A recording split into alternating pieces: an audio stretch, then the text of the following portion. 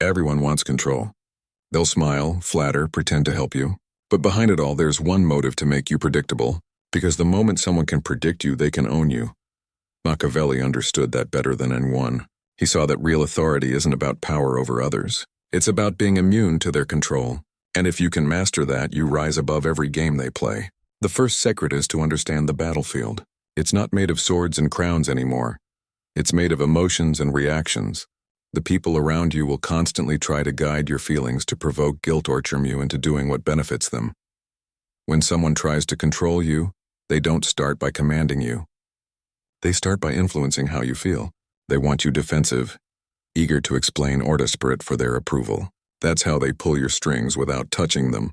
The counter. Refuse emotional manipulation like you'd refuse poison. Never let anyone feel they can decide your state of mind. The moment your peace depends on another person's tone, approval, or silence, you've already handed them the remote control to your emotions. Machiavelli would tell you, appear calm even when burning inside because composure is your armor. The second secret is distance. Control thrives on proximity. The more people think they know you, the easier you are to manage. That's why most lose their authority. They explain too much. They reveal their intentions, fears, and plans, hoping others will understand them. But the more they explain, the more data others collect. Machiavelli's silent principle was this: mystery equals leverage. You don't need to vanish. You just need to stop narrating your life. Say less, reveal little, and let people fill in the blanks with their own assumptions. Their imagination will serve you better than your honesty ever could. The third secret is brutal clarity about motives. People aren't complicated. They're predictable once you strip away the mask of niceness. Every person around you is either trying to use you, prove themselves through you, or protect themselves from you. And that's not cynicism, it's survival analysis. When Machiavelli observed courts and kings, he noticed that even loyalty had layers of self-interest. So when you sense someone trying to control you, don't look at their words, look at their needs. What are they gaining if you obey? Once you see their hunger, you stop being the prey. The fourth secret is to weaponize unpredictability. Predictable people are controllable people. If others know exactly how you'll react when provoked, they can build strategies around you. So you must cultivate a certain cold unpredictability, not chaos but uncertainty. Be someone whose reactions cannot be easily mapped. When insulted, sometimes respond with silence, sometimes with humor, sometimes with calculated aggression. Never give them a fixed pattern. Machiavelli warned that routine is the death of power. It makes you readable. To rise above, you must become slightly unknowable. The kind of person whose next move always leaves people guessing. The fifth secret is self-control disguised as indifference. Nothing drives controlling people more insane than realizing you don't need them. When someone tries to push your buttons and you don't move, they panic. Their control mechanism fails. That's when you win. Not by confrontation, but by starving their influence. You see, most people can't stand silence, rejection, or distance. They'll crumble under it. But Machiavelli believed that the person who can hold their ground without reassurance will always outlast the one who seeks constant validation. Authority in his eyes begins with emotional independence. The sixth secret is power through observation. Watch how people react to boundaries. That's where their intentions are revealed. Say no and observe. Delay your response and see who pressures you. Boundaries expose the manipulative faster than words ever could. Machiavelli wrote that to rule. One must learn to test loyalty without revealing it's a test. So when you notice someone trying to control you, test them quietly. Give them small doses of resistance. Withdraw attention, delay favors, change plans, and see what happens. If they grow irritated, you've exposed their illusion of control. The seventh secret is the control of narrative. People can't truly dominate you, but they can dominate how others see you.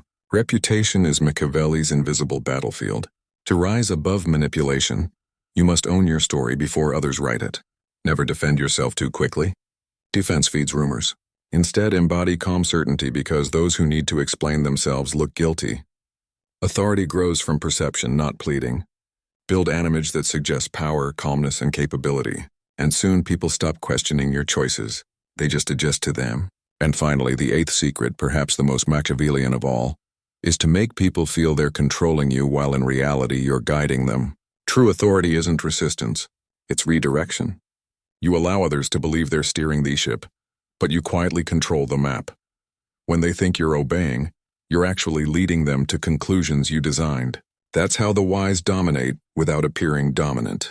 Machiavelli called this the art of invisible leadership, the kind that doesn't demand power but creates it through perception. These 8 secrets aren't about becoming untouchable.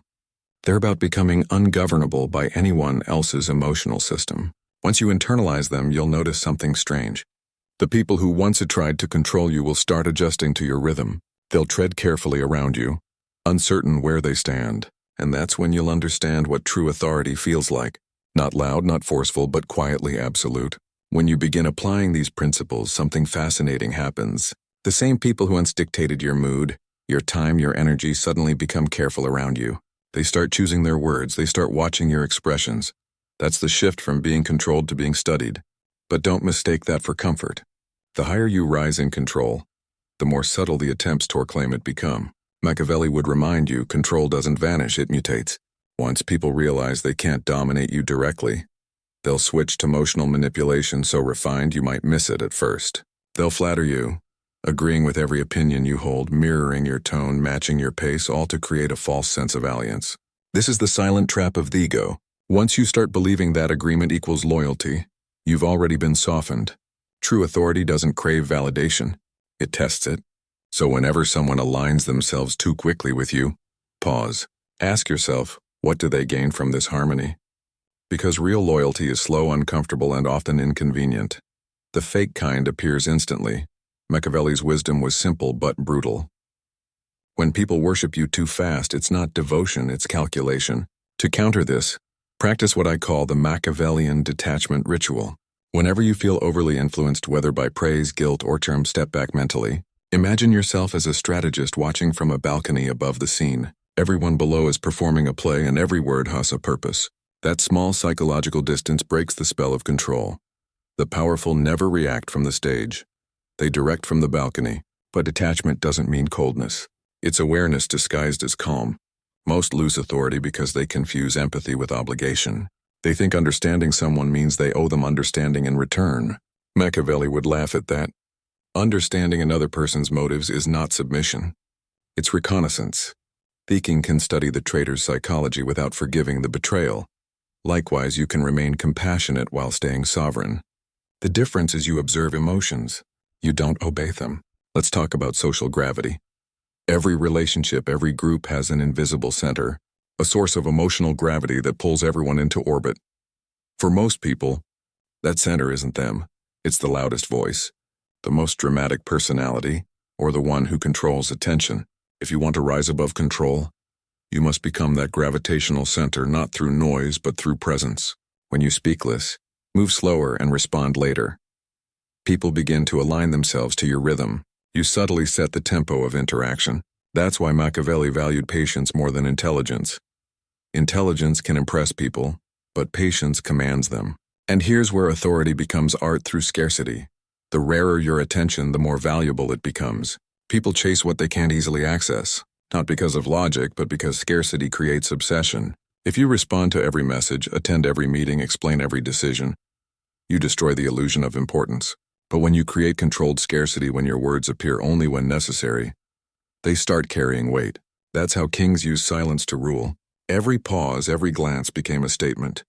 The absence of words is sometimes the loudest form of control, but authority is fragile if you depend on others' obedience. That's why Machiavelli stressed something deeper, inner dominion. He believed that before you can command others, you must first conquer the most dangerous tyrant, the part of yourself that seeks approval. The truth is, most people don't fall under external control. They volunteer for it. They crave certainty, belonging, direction, and whoever provides it controls them. So if you ever feel dominated, it's usually not because someone is powerful. It's because they're offering you something you secretly depend on. Take back that dependency and their control evaporates. Let's make that real. Imagine someone at work who always manipulates you with authority. Your boss, perhaps. You think they hold power because of their title. But in truth, what keeps you under them is your fear. Fear of rejection, fear of being misunderstood, fear of losing status. Once you confront those fears, not in defiance but in mastery, you'll notice something strange. Their authority stops feeling absolute. They start shrinking to human size. That's the quiet rebellion Machiavelli admired. Not dramatic revolt, but psychological emancipation. Another subtle layer of control is through guilt. Guilt is society's favorite leash. Family, colleagues, friends. They'll use it without realizing it, saying things like, "I thought you cared," or "You've changed." Those are not observations, they're attempts to reset your behavior. But guilt only works on those who believe that peace must come from pleasing others. Machiavelli's answer was ruthless clarity. You cannot please everyone and remain free. Authority requires selective coldness, the ability to disappoint without apology, because every person you fail to disappoint is another person quietly directing your life. And yet the most deceptive controllers don't use guilt. They use chaos. They create confusion, uncertainty, emotional storms, all to keep you reactive. A reactive person cannot be authoritative.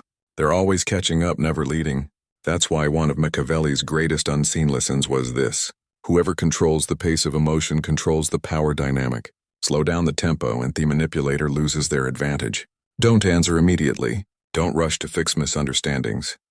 Let silence do the heavy lifting. The moment you make people wait, they start revealing themselves. Here's a small paradox. The more composed you are, the more others project control onto you. They'll say you're intimidating, arrogant, unbothered, and they'll try to revoke you just to see if they can break that composure. That's their last attempt to feel powerful. But you must never give them that satisfaction. When they expect reaction, give stillness. When they expect defense, give detachment. They'll call it coldness, but what they're really feeling is their own loss of influence. Machiavelli's quiet genius was understanding that dominance isn't about force. It's about the ability to remain unchanged in a world built on provocation. Eventually, you'll realize that authority isn't built overnight. It's sculpted in silence, in moments when you could react but don't, when you could explain but stay mysterious, when you could follow but choose your own rhythm. The world respects the person who cannot be moved, not because they're stubborn, but because they've outgrown the need to be understood. And once you reach that level, control stops being something others can take from you, because it's no longer external. It's internal, silent, and absolute. But here's where most people stumble once they start regaining control. They mistake dominance for authority. Dominance is loud, insecure, and always temporary. It needs witnesses. Authority, on the other hand, is quiet, self-sustaining, and often invisible. It doesn't demand obedience. It inspires it.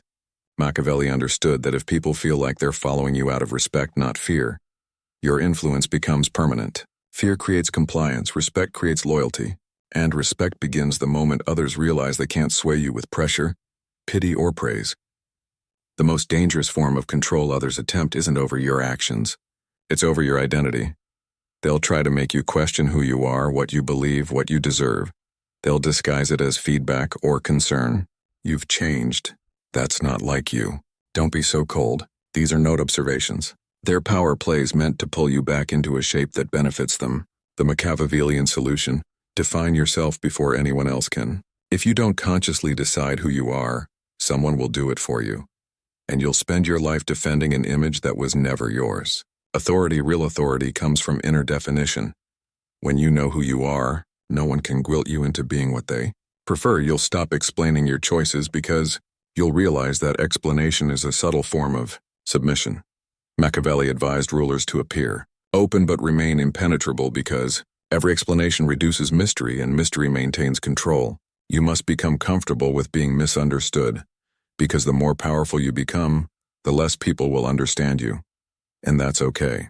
The need to clarify everything is a weakness disguised as transparency. Now let's address something uncomfortable. To rise above control, you must sometimes let others think they still have it. This is psychological Lido, redirecting force instead of resisting it. When someone insists on feeling dominant, don't confront them. Instead, create the illusion of obedience while steering the outcome in your favor. For example, if a superior insists on making a bad decision, you can subtly guide their ego toward the same result you want by making it seem like their idea. Machiavelli used this tactic relentlessly. He'd never oppose power directly. He'd feed its vanity until it unknowingly served his ends. The truly wise don't fight control. They absorb and redirect it. You must also recognize that authority is relational. It only exists because others perceive it. That means the environment you build around yourself matters as much as your behavior. Choose allies who respect your independence, not those who require emotional babysitting. Weak people drain authority because they make you reactive. They constantly pull you into their chaos, forcing you to manage their feelings. But when you surround yourself with disciplined minds, your own composure sharpens. Machiavelli believed that the company you keep determines the perception of your power. A ruler surrounded by fools looks foolish. A person surrounded by grounded individuals radiates quiet dominance. Another essential layer of authority is restraint. The ability to not use power is often more commanding than using it. When someone provokes you and you could crush them but you choose not to, that restraint radiates strength. The insecure crave visible victories. The powerful understand that silence is a message louder than retaliation. Machiavelli's genius was in timing. He knew that most people destroy their leverage by acting too soon. Patience lets arrogance expose itself. Every manipulator eventually reveals desperation if you wait long enough. So when you feel the urge to prove yourself, delay. Let your composure make them wonder what you're planning. Uncertainty weakens control faster than confrontation ever will. And here's the truth most people avoid. Not everyone deserves access to your full power. Authority isn't about controlling everyone. It's about deciding who even gets to influence your reality. You can't stop people from trying to manipulate you, but you can filter who gets close enough to succeed. Think of it like a fortress. Open gates invite invaders. Selective access keeps your energy focused. You should only explain, compromise, or reveal yourself to those who have earned it. Everyone else can live with the mystery. The less they know, the more they respect what they don't understand. This brings us to emotional leverage, the quiet currency of authority. Every person you interact with carries invisible desires. Recognition, importance, safety. When you understand these desires, you no longer need to dominate through force. You can guide through subtle reinforcement. Give people just enough validation to keep them cooperative, but never enough to make them comfortable. Machiavelli understood that total control isn't sustainable. Strategic influences you must allow people to feel free while gently steering their choices. They'll think they're acting independently, yet every decision leads where you intended. That's the art of invisible guidance. But beware. When you start mastering this level of control, loneliness creeps in, because very few people will truly understand your detachment. They'll misread your calm as coldness, your silence as arrogance. Don't let that perception shake you. The journey toward absolute authority often strips away shallow connections. Machiavelli would argue that it's a necessary cost of power.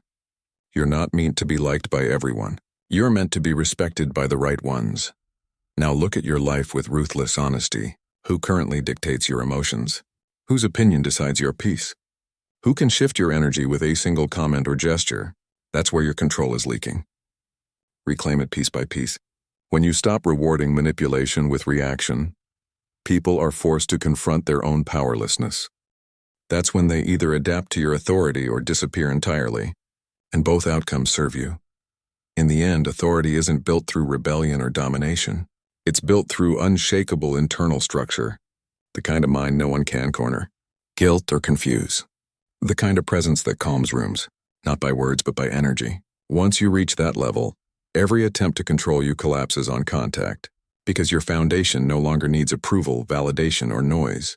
You'll have become what Machiavelli called the silent ruler, the one who governs not by force but by the invisible power of presence. And that's the level where life starts changing in ways you can't fully explain. People begin deferring to you without realizing why. They soften their tone, seek your approval, wait for your reaction before giving theirs. That's the mark of real psychological authority, when your mere presence starts organizing the behavior of those around you. But this power is delicate. It doesn't survive ego inflation. The moment you start enjoying being the center too much, you've already given others a way back in. They'll use your pride as a lever. So you must guard your humility not as a virtue but as protection. Humility keeps your perception sharp. Arrogance blinds it. One of Machiavelli's greatest lessons was that influence fades when self-awareness fades. A man drunk on his own power becomes predictable again, and predictability is control's open door. To remain untouchable, you must remain a student. Even when you're the master, keep observing people the way a chess player studies the board. Learn how they hide envy under politeness, weakness under humor, control under love. Because everyone's mask reveals what they fear most, and the one who sees fear clearly can always lead. Here's something most never realize. Authority isn't about how others see you. It's about how you see them. If you view people as threats, you'll always react. But if you view them as patterns, you'll always anticipate. Machiavelli believed that those who understand human nature stop taking behavior personally. Once you detach emotion from observation, you gain foresight. You start noticing when someone is grooming you for guilt, when flattery hides a transaction, when kindness masks a test. You stop walking into traps because you've studied the map. Still, there's a paradox to real power. It thrives in invisibility. The less you seem to control, the more control you actually have. This is why the wisest rulers, the most commanding minds, often let others take credit for their ideas. They understood something the insecure never grasp. Ownership is less valuable than influence. If your goal is to always be right, you'll provoke resistance. But if your goal is to subtly steer, no one notices your hand on the wheel. The ego wants recognition. Authority wants results. Choose the latter and you'll last longer than those who chase attention. There's also the matter of silence. You've heard that silence is power, but that's only true when it's intentional. Silence out of fear is weakness. Silence out of calculation is dominance. When you withhold words not because you're uncertain, but because you're choosing impact over impulse, every silence becomes strategy. Machiavelli would have said, "Speak only when your words can't be ignored. And when you do speak, deliver with finality. No filler, no apologies." Power is economical. It doesn't waste energy on proving itself. But here's the deeper truth. Control over others will always remain secondary. The real Machiavellian mastery lies in the control of self. Because every external manipulation you resist is only possible through internal discipline. The world's most unbreakable people are not the ones who shout, "I don't care." They're the ones who've built their mind so steady that they truly don't. They're immune to the highs of praise and the lows of insult. And when you reach that state, others sense it instantly. It's unnerving for them because it exposes how reactive they are. You'll notice something once you begin living like this. Your environment rearranges itself. The people who needed to control you will drift away. The ones who respect sovereignty will draw closer. Your conversations become cleaner. Your decisions faster. Your emotions lighter because you're no longer carrying the invisible weight of needing to be understood. You'll realize how much of your life was spent reacting to manipulation disguised as connection. Machiavelli would have called this emancipation through insight. The quiet breaking of every chain you didn't even know was wrapped around you. Still, this path has its costs. Freedom makes you an anomaly. Most people will never understand why you don't flinch, why you don't justify, why you don't chase. They'll confuse your restraint for indifference. But that misunderstanding is the price of sovereignty. You can't be both universally liked and truly free. And once you accept that trade, your authority stabilizes into something unshakable. You stop competing for space because your presence itself becomes space. From that point onward, everything about your life becomes simpler but sharper. Your yes means yes, your silence means finality. Your time feels heavier because it's no longer cheap. And people sense it. They start bringing you respect before conversation, caution before opinion, because authority, once internalized, doesn't need to be demanded. It radiates. That's when you understand what Machiavelli really meant about absolute authority. It's not about making others kneel. It's about becoming so centered that no one can pull you off balance. They can gossip, provoke, seduce, or challenge, but none of it reaches your core. You've become untouchable not by walls or weapons, but by clarity. And that's the ultimate ease, when no one, not even the clever, can control you.